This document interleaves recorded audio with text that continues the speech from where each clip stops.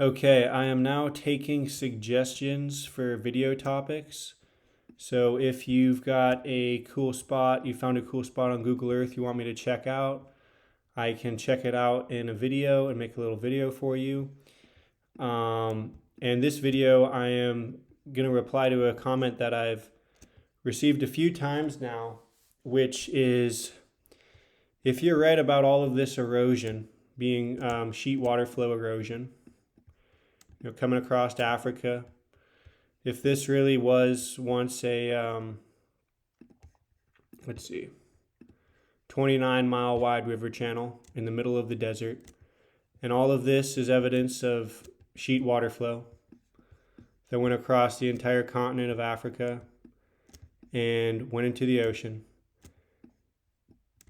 then you should be able to find massive alluvial fans all over the world. And that comment is a great comment because it's saying that deposition should validate the erosion. So erosion and deposition, they go hand in hand, and they should validate one another. Now, the person who commented this was smart enough to know that an alluvial fan is a very shallow fan deposit. And when you get a fan deposit this shallow, it can only be from water, and it can only form either underwater or under a sheet water flow. So in this diagram here, this dotted line here, this is the alluvial fan inactive flow. So this was already made. This, the bigger dashed line, is what's currently being made as the river goes over it and makes it. Now this entire fan deposit was once made when this was completely underwater. Okay, so when you see a fan like this, for example, this is a landslide on the way to Yosemite, and this actually happened this year, I'm pretty sure. This rockfall made a fan deposit, a debris fan, but it's not an alluvial fan or a fluvial fan, whichever you choose to use. It's not a water-made fan because of the steepness, right? These fans tend to be, over 30 degrees, while these fans can be less than 1 degree in steepness. Okay, so that's what we're talking about. So, is there any massive alluvial fans? Well, since I showed you this part of Africa first, I was wondering if you guys can spot the alluvial fan. It's in the frame. Can you guys spot the alluvial fan? It's massive. It's from the Nile. It comes down. It was formed underwater in the Mediterranean. And let's get a width on it. This is kind of vague where you want to call it, but you could easily say it's a 197-mile wide alluvial fan. It's kind of a big deal, right? Kind of a big deal type of fan. It gets impressive when it's, over 100 miles. But while we're in Africa, there's another alluvial fan that I really like. This is a cool spot. There's a type of lion that lives on this fan that's one of the biggest lions in the world. This alluvial fan in Botswana. Let's get a kind of hard. It looks like the kind of edge is right around here. I'd say it's from here to here, 140, right? It's a decent fan, right? It's over 100 miles, but you can't help, when you're looking at this fan, you cannot help but to notice drumlins. Drumlins in this part of Africa are so widespread. The fact that people still call drumlins a glacier, an ice sheet feature, just really grinds my gears, So we got these drumlins, and then let's check out this river here. A cool little 8-mile wide river. Whoops. 8-mile wide river. Let's look at the texture on it. What are these, mounds? What are these? Ripples? Okay, so we're getting a lot of fluid type of activity on here. And then, of course, we get our circular scours. No, they're not Carolina bays. And yes, it looks like they're filled with salt. Very interesting. Tend to form in lines. That's another thing we find with these.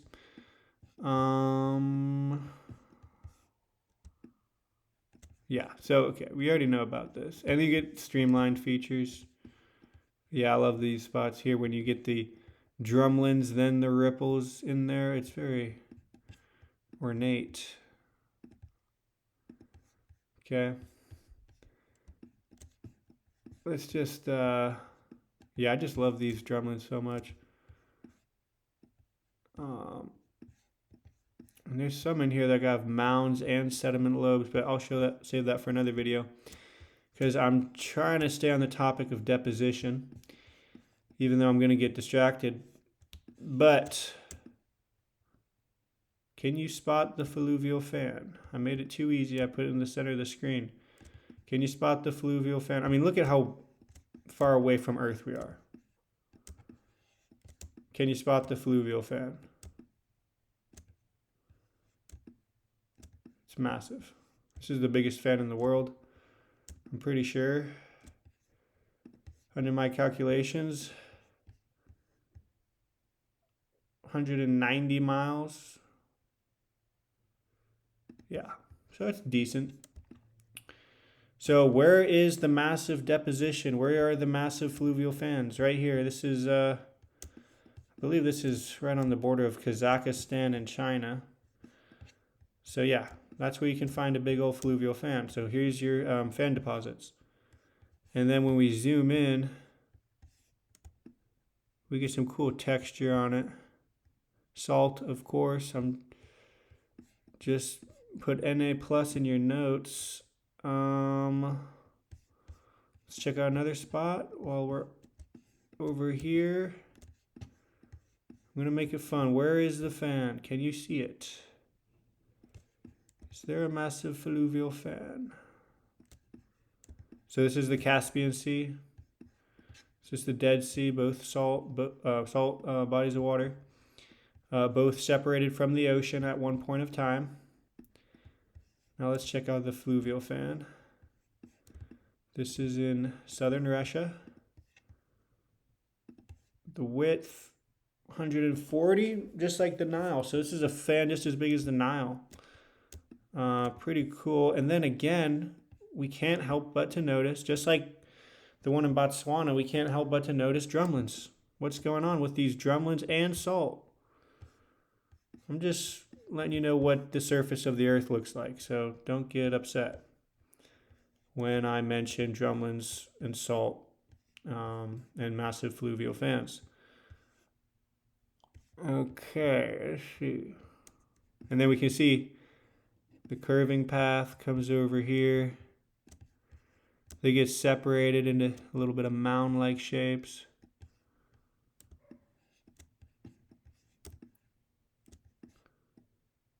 We got some more over here, streamlined. And this actually might be a little bit of a alluvial fan as well. Kind of got distorted. Oh, and then this is also a alluvial fan here. It's kind of harder to see. But you can see this edge here. Edge on the drumlins. So this fan here is 109. Pretty decent. Now, there's one really good alluvial fan. Let's see if I can find it without my tags.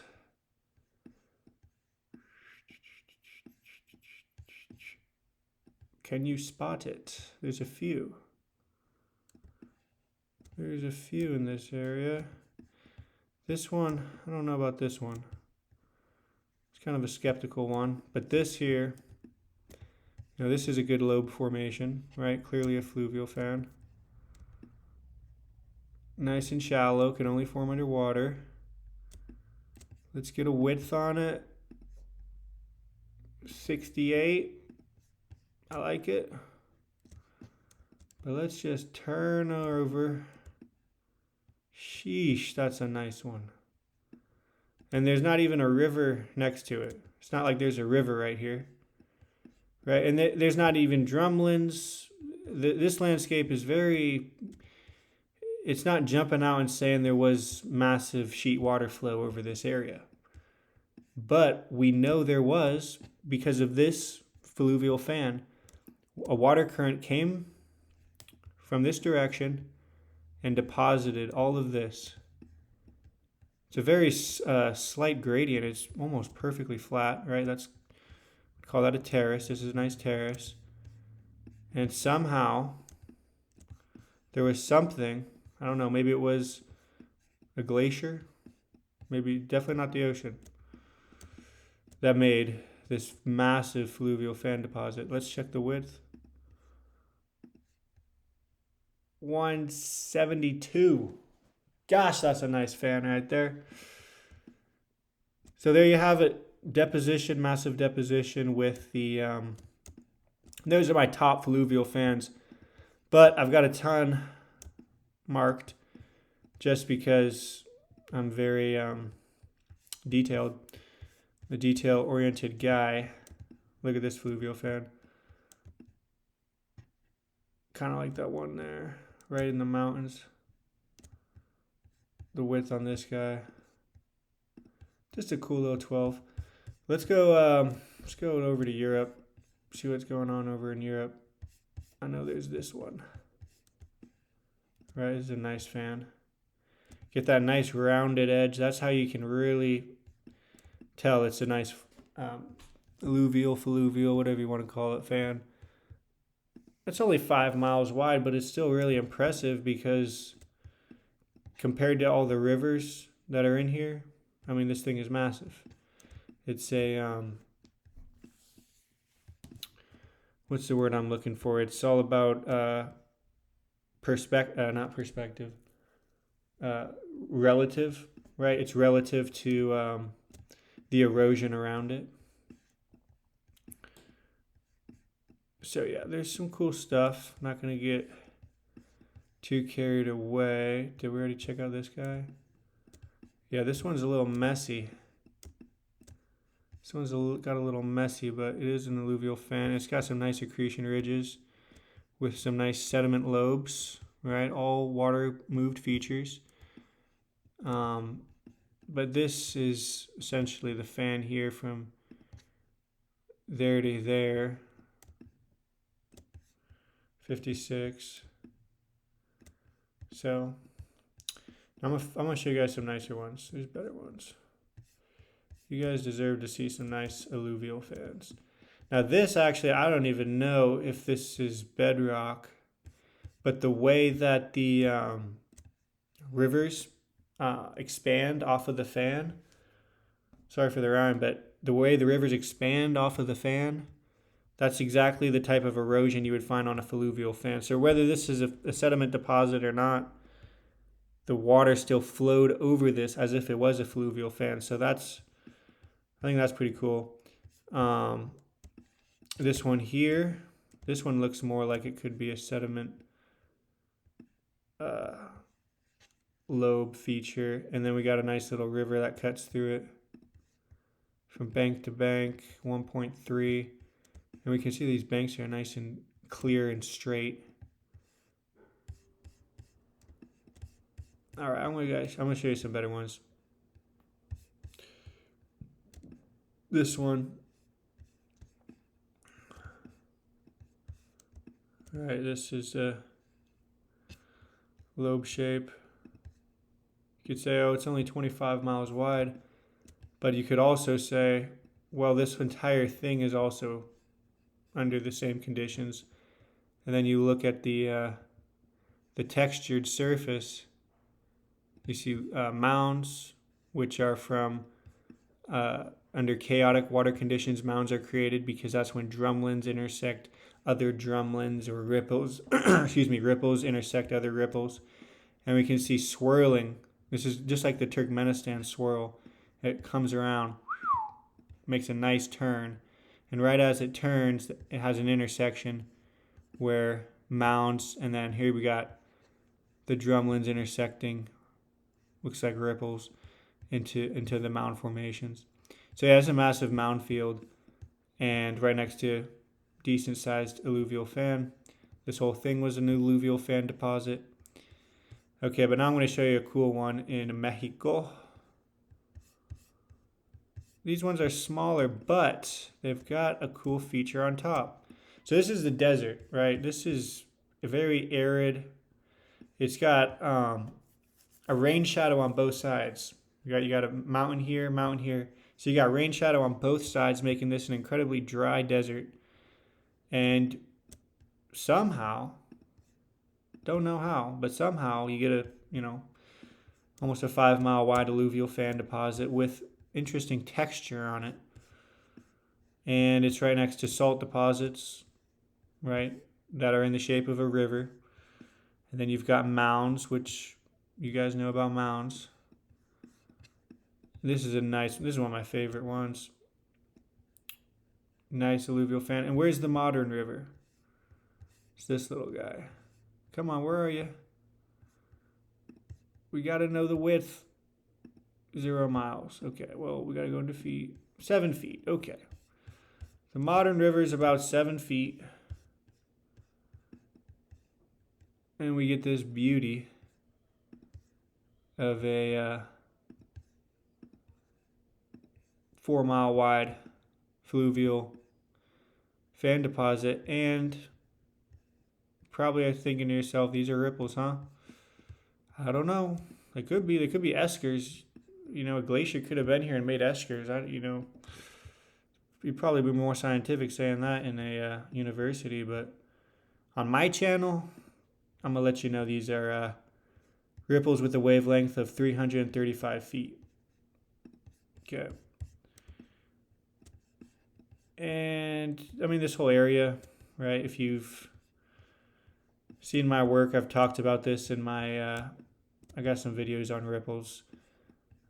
Alluvial fan ripples, or actually, I think the video is called braided stream ripples, or it's called my favorite type of ripple formation, which is braided stream ripples. So yeah, you got some sick ripples, and these ones are much bigger. I think these might be like 500 or something, 400. Yeah, so they're getting bigger, and it's all fluvial. The way that these you can see the expanding and coalescing features of water with all this detail. And then you zoom in here. Let me get a good angle on it, right? So this is the river bottom, right? So the later river actually destroyed and never preserved any ripples whatsoever, because this is not catastrophic, right? Whatever formed, and there's no ravine in here at all.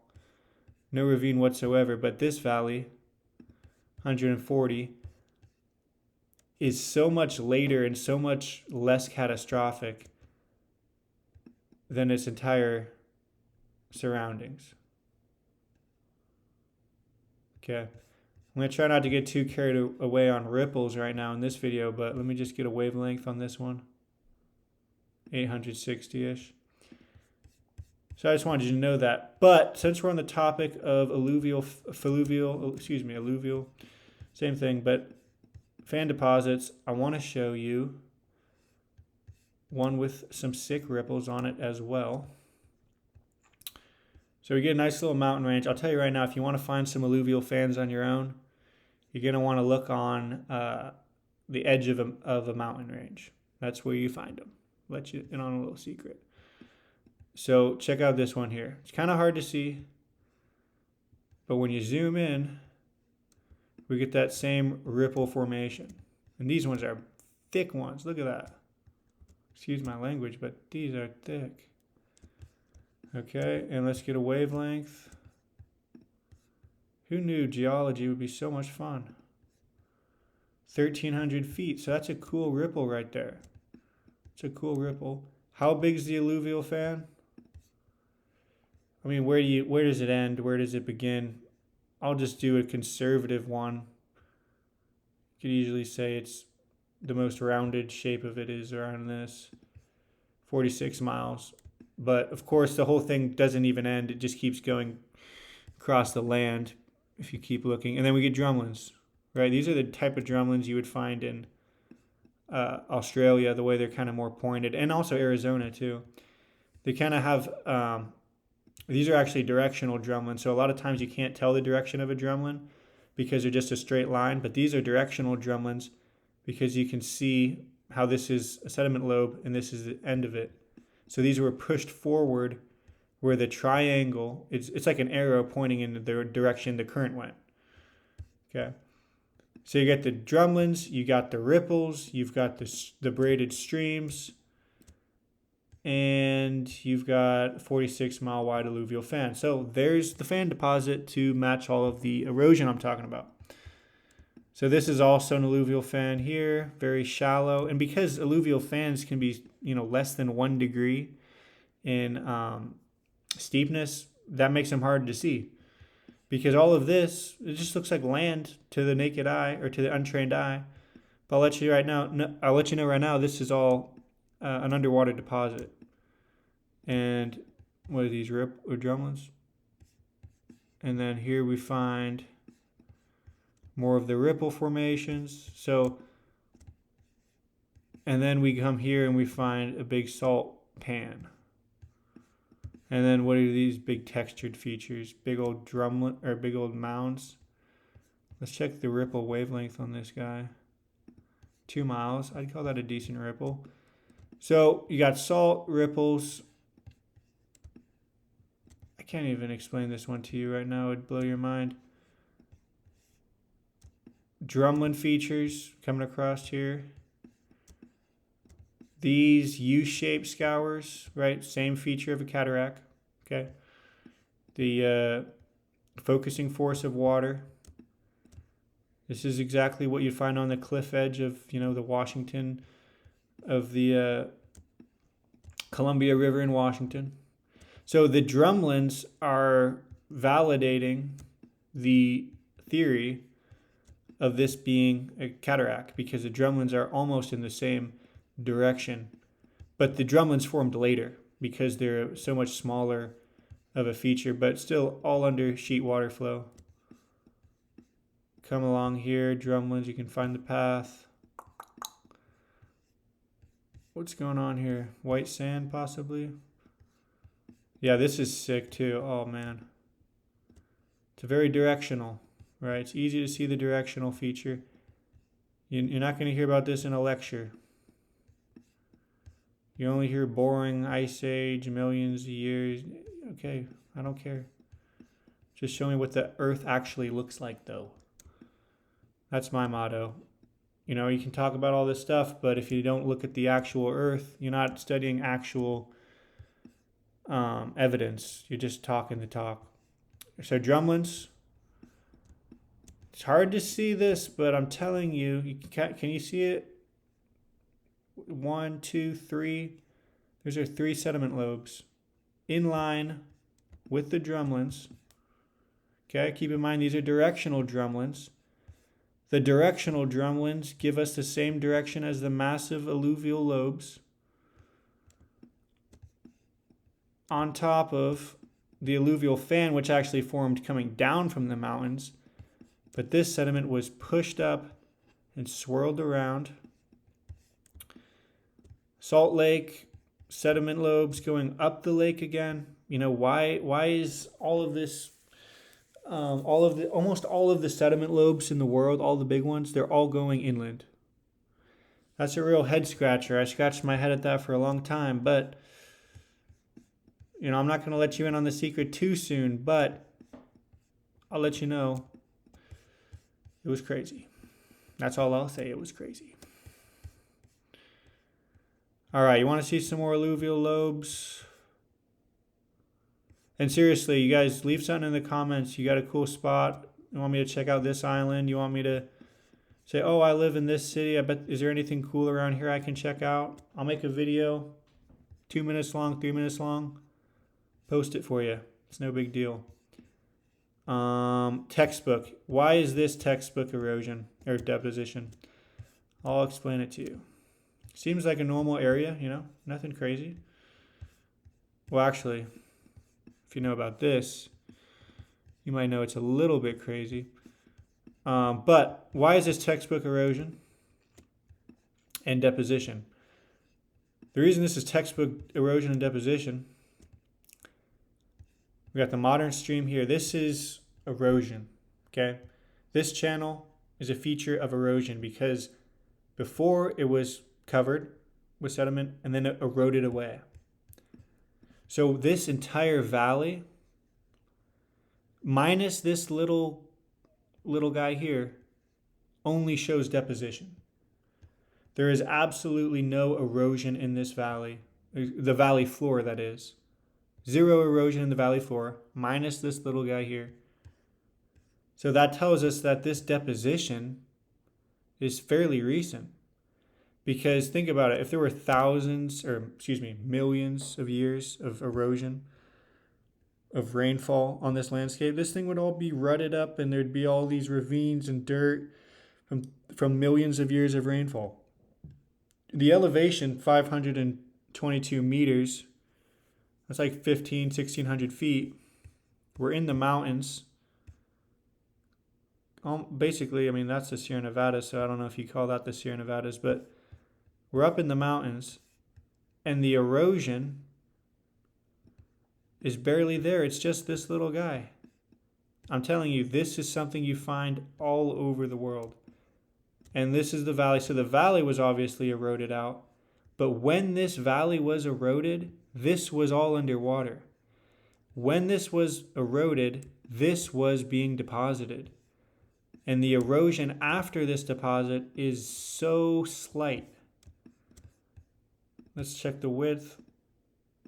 Okay, not even a tenth of a mile, 18 feet. Okay, so you got 18 feet in, how many millions of years? I don't know. When people start talking in millions of years, I just say, hey, listen, I don't do that. Because look at this one here. Okay, so this was eroded away. When this was eroded, this valley was eroded, this was the valley floor, and this was being deposited. Only after did we get a little bit of drainage coming through here. That drainage happened after this erosional and depositional event, and was still somewhat of a recession, but that's not even the modern erosion, because the modern erosion is this even smaller. And then, just like I was talking about, alluvial fans was the topic of the video. What do we have ourselves? An alluvial fan here. So think about this. When was this alluvial fan made? This is the desert. Well, maybe not exactly the desert, but it's pretty dry area. This is in California. When was all of this underwater so that this alluvial fan was made? The elevation's 170 meters. Was it under a lake? I don't know, but this feature, this being an alluvial fan, is telling us that this was formed completely underwater. And we're in rolling hill landscape, right? Rolling hills have U-shaped valleys. That one's not the best example of a U-shape, but there's U-shaped valleys all over rolling hills. That's basically what a rolling hill is it's a rounded out mountain. So how did, obviously I was going to say that only a glacier makes a U-shaped valley, but, this one, it's kind of V-shaped, but you can see a steeper ravine in there. So this is San Francisco Bay. And I believe there should be some cool U-shapes.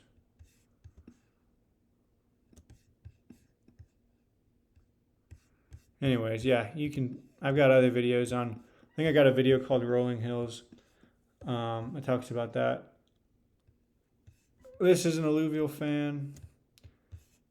This is an alluvial fan from So this is the Mississippi coming through here. Not sure what river this is, but it crossed the Mississippi and it had inertia to cross it and then make this fan across here, which is 114 miles. But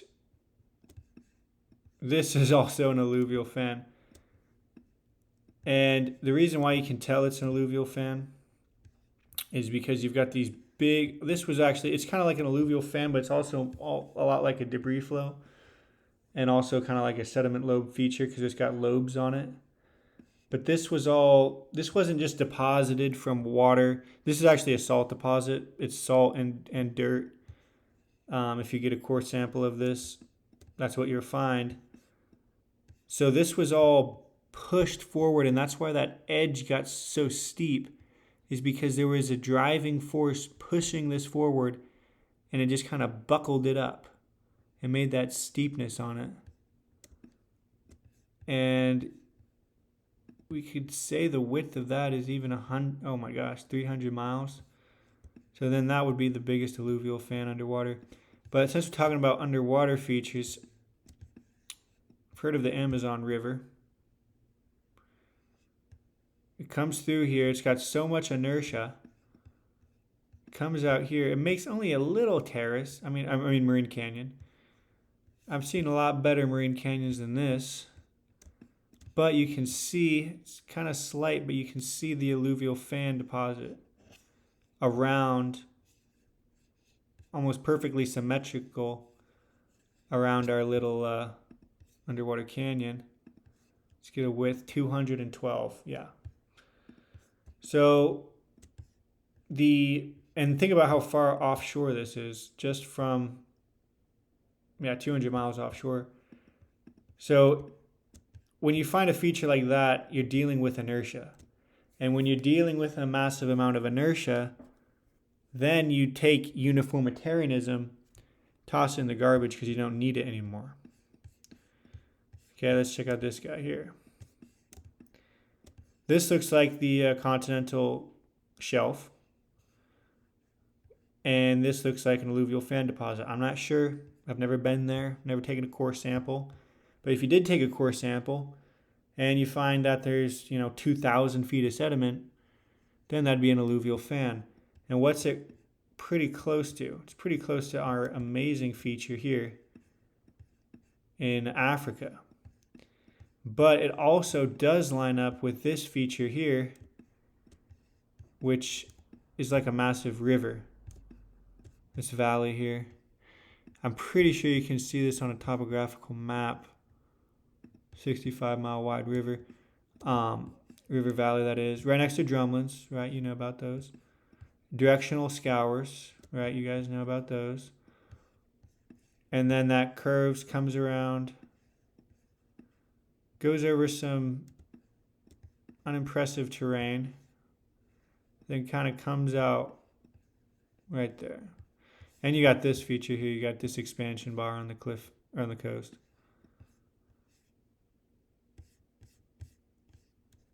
So yeah, this also is a big old sediment deposit, sediment lobe, or excuse me, alluvial fan. You can see its rounded shape. And I like this one because you got the drumlins coming down and they line up with the scratches and the rivers. It's a real scratched up area. Some of these, these scratches here kind of line up as well with this feature. So yeah, I got a lot of drumlins and then you get mega scale ripples. I've already shown you that though. You probably already know about that. But let's check out this spot here. You got the river scratches lining up with sediment lobes and the drumlins. And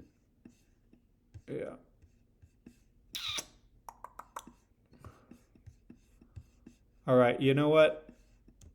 I'm going to take you to Greenland since you've been so good.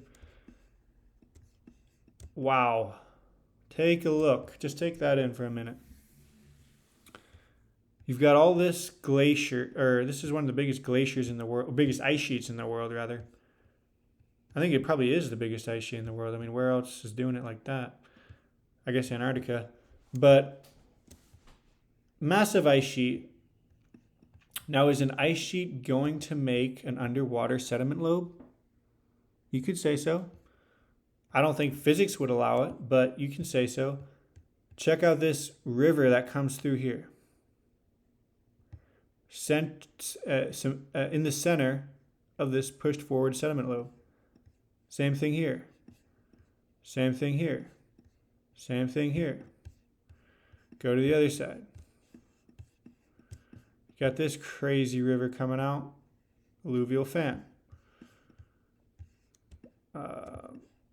Same thing here. You kind of get a bigger scour, or a bigger, almost like a massive scarp edge here. And then you've got, you know, this is really sick right here, this sediment lobe. Very clear, very distinct, very poised even. Look at how distinct that ridge is.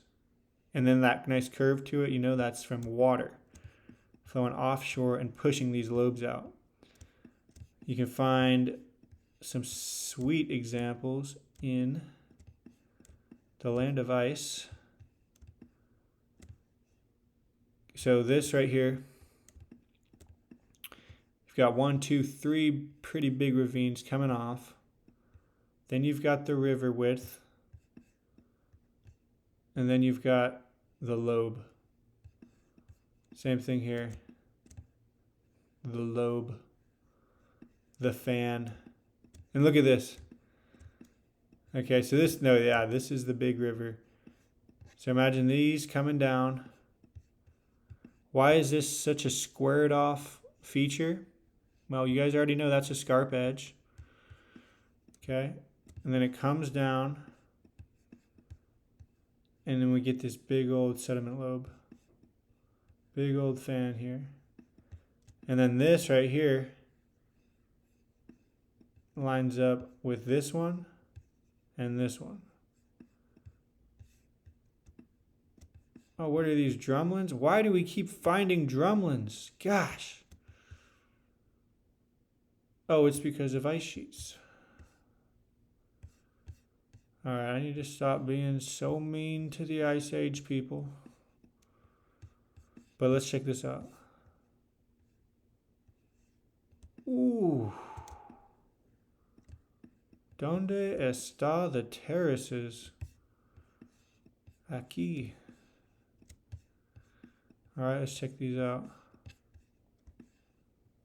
Look at that. Look at these terraces. Telling me those aren't terraces? I'm going to say they're terraces.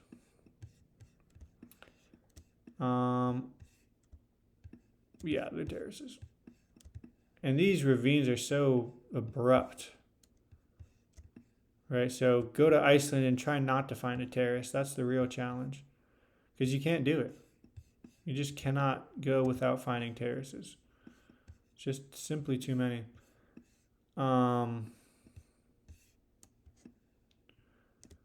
Right, and then this would be the marine terrace. Well, then would this also be the marine terrace? And then would this also be the marine terrace? And where does it stop? I don't know. I don't have the answers, you guys. You guys are asking me for, you know, where did the water come from? I'm just showing you the erosion and the deposition. Don't ask me where the water came from, because I wasn't there. But, you know, if you want to entertain the ancients, then listen to what they said.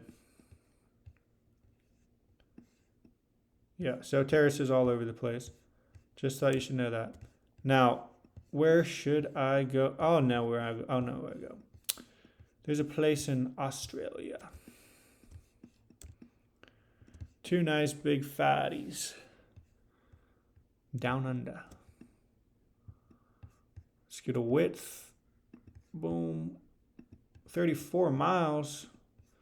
Okay, well, if it's 34-mile wide alluvial fan deposit, it's going to have a big old river upstream of it. Let's check out that river. Huh? What? Oh, and I see some sick ripple formations, but wait, this is all flat?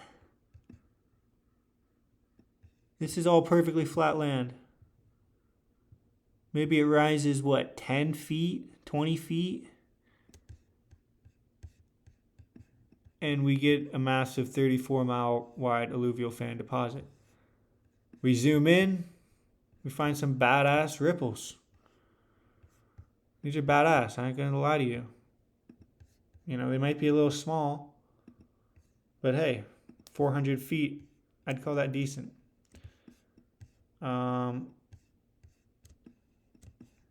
The guy next to it,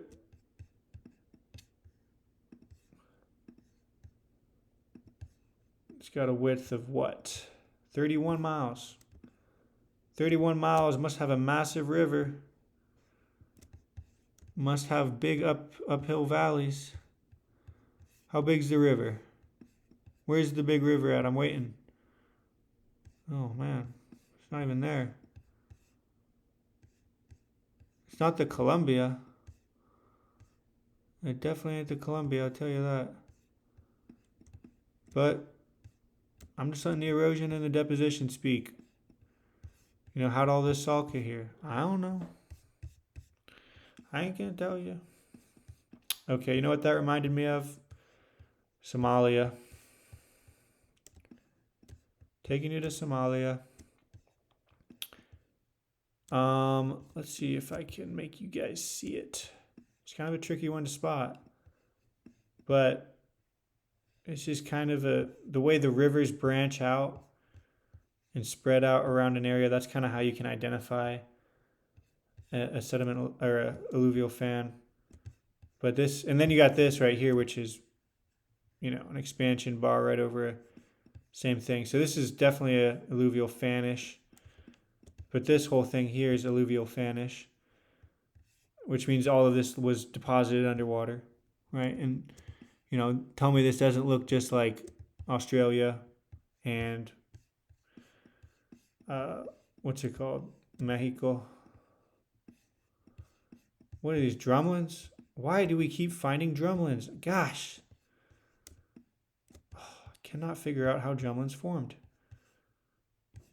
Keep popping up everywhere. And these ripples that spread out into such ornate details. It's tricky stuff, you guys, but once I show you all these badass locations, you're going to figure it out. Okay, where should I take you next? We've covered that. Well, let's just see what these are.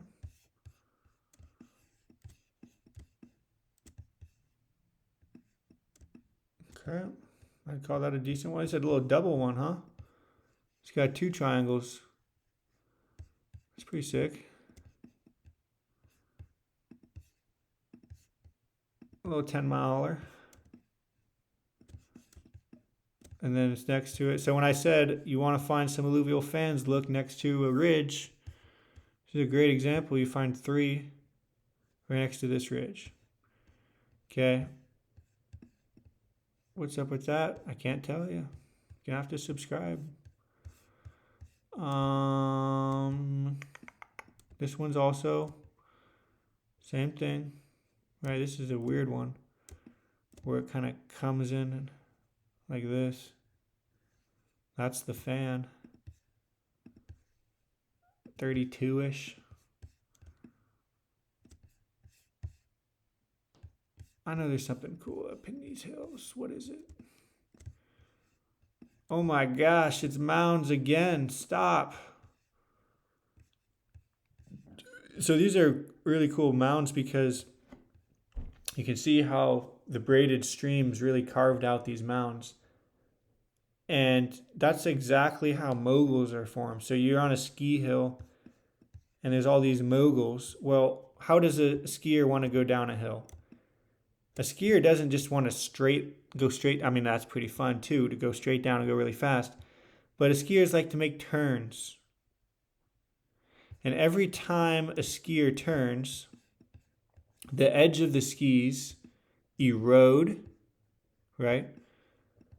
When it takes a sharp, let me find a really good spot where I can explain this.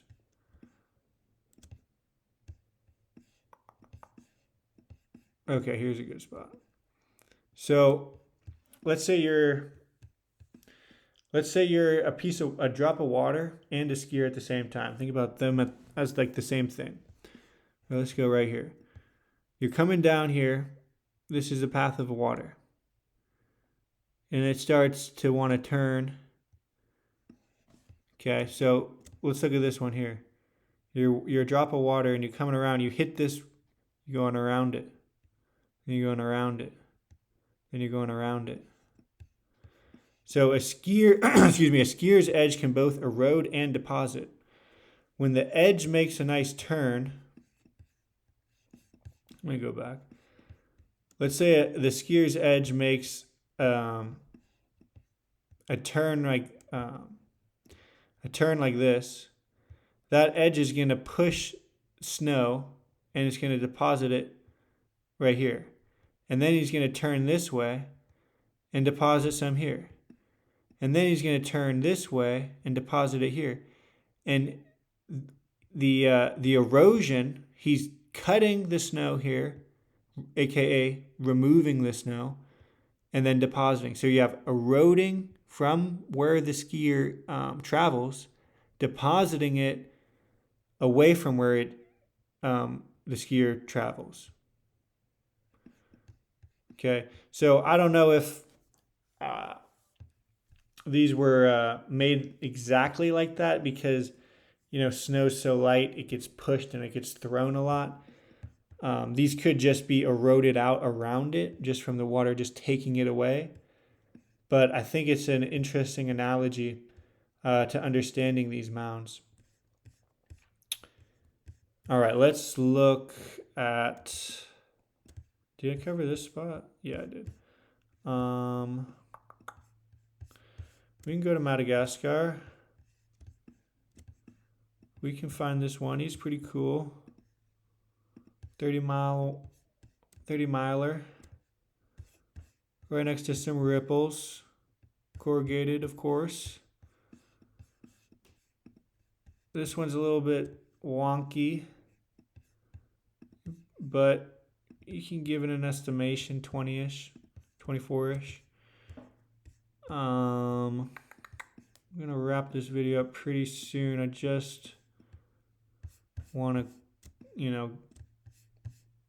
that's not even, what even is that? Oh yeah. That is a deposit. Came down here. Came from there. It's pretty interesting. I just wanted to show you guys a lot of my tags just so you guys have access to these features. And but I'm gonna wrap this video up pretty soon after I show you guys. I don't even know what that is. Yeah, I don't know what that one is. I guess I was talking about this whole thing here. Oh, here's a good one. This is a really good one. So this right here, this is the river edge. This is also the river's edge, or once was the river's edge. This also once was the river's edge. And that also was the river's edge. These are called terrace lines, or cliff lines. Cliff and terrace step sequences. A lot of things you can call them. 18 miles wide.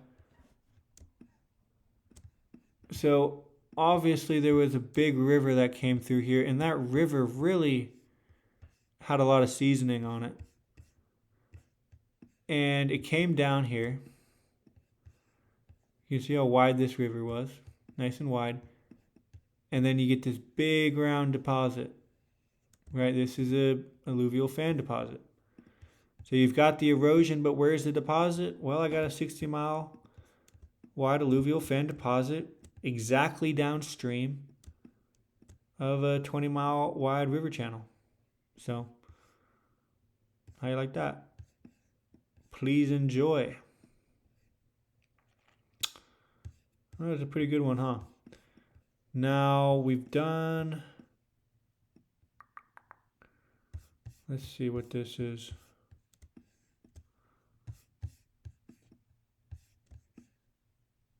Yeah, these look like some sort of deposit. Kind of came downhill. Interesting. Same thing here, yeah. So it's interesting because most of the time you find sediment lobes are going uphill, and that makes no sense. But finally, we find some ones going downhill, kind of making sense. So that's cool. That looks like it was in Wyoming. Now, Idaho has some sick alluvial fan deposits. So we get some river terraces that give us river width and the sequence of the decreasing river. Very wide, but this whole thing, all of these areas of sediment. Right, here's a nice one. Ooh, look at those terraces. That one's sick. Yeah, these are all alluvial fans. Check this out. Alluvial fans. And then big river terraces. Wow. That's amazing. If only they had drumlins too. And then they got mounds on it. Why do we keep finding mounds? Why are they such a widespread geologic mystery? Well, maybe it's because they simply don't understand erosion or deposition. But yeah, these are nice ones here. They're all really tightly packed. This one's a nice one. I'll actually even pin this one. I like it so much. And let's get a width on it. 6 miles. Nice, nice, nice. I'll show you a cool one. I believe it was this one. Yeah, that's a cool one. Very, very densely full of alluvial fans. 1, 2, 3, 4, 5, 6. How do you want to subdivide them? 7, 8, 9, 10, 11, 12. Look at this little guy. That was number 12. Big old ripples, right? 13. I mean, I could just label all of this area alluvial fans because that's what they are. Not all of them have the nice rounded shapes to them, but that's still how they were formed. Okay, this is cool because we get a nice little ravine cutting through this guy, huh? Decent one. Let's go. Oh, is this a big one here? Kind of see some parallel ruts. We know what that means. Let's go. Yeah. Have you heard of this spot? This spot here, I forget the name of it, but it's got insane deposition of massive like in this canyon here. I believe there's a guy named, or channel called Geologically Speaking. He's got a video on this canyon. There's massive boulders in thick sequences. And how does he explain that deposition? Well, this was all underwater in the ocean, and underwater landslides occurred. Very interesting theory he has. It's not his theory, it's the mainstream theory, and it's like they accept catastrophism, but then they say, oh no, it's because it was a landslide. But you're still talking about it being underwater completely and then massive amounts of boulders moving around. And how do you get a landslide right here in the middle of the mountains? Where is the downhill? It makes no sense.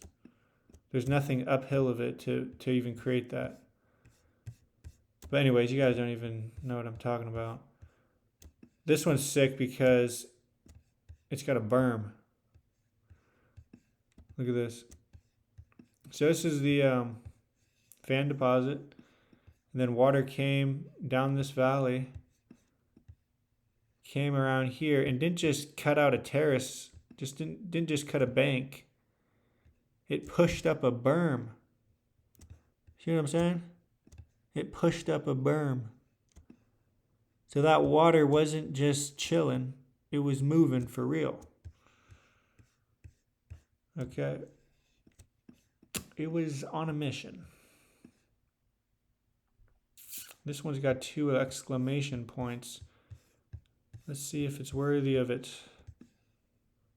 It's a decent one. I mean, it's aight.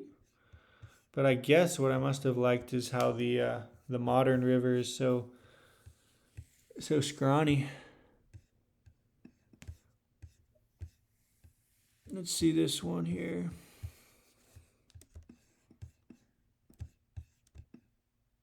Yeah, so you can kind of see its shape here, and then it's kind of a smaller one there. Then you've got really sick drumlins on it, or excuse me, mounds. And this is right by a sweet salt lake. Salt Lake has interesting shapes on it.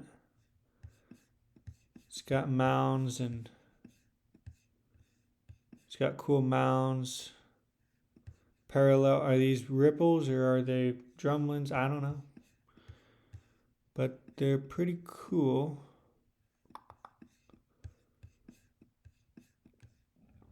And so these here, these big ridges, these are accretion ridges. So you got a lot of water that was going this way to make these accretion ridges. Let's check out this guy.